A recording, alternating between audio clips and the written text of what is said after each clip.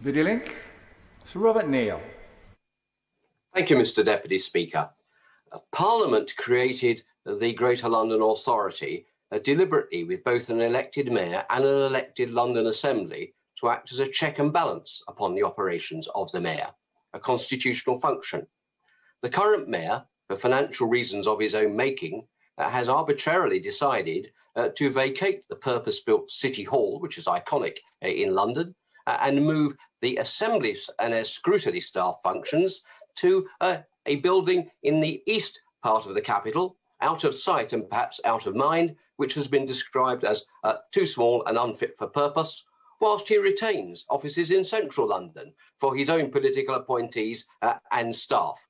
Can we have a debate upon the governance of the Greater London Authority so we can discover whether or not this behaviour by the Mayor is actually consistent with the intentions of the London Government Act 1999?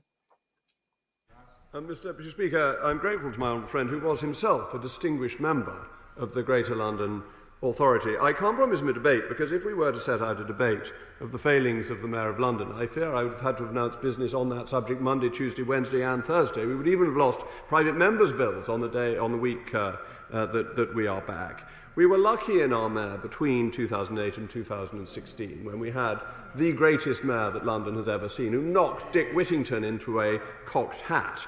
But since 2016, things have gone sadly downhill. We have a socialist who is, as I said earlier, incapable of running a whelk stall, that stall that is so famously run by many competent people who are good at running things, but he can't. And he has failed in so many ways. He's failed in terms of planning, of getting the number of homes built in London. He's failed in terms of TfL. He's failed in terms of bridges, so that the part of Putney is disrupted by excess traffic. So I'm afraid it's only a mayor with this sort of record who would try and get rid of his scrutinisers. And I note he has one rule for himself and one rule for his scrutinisers.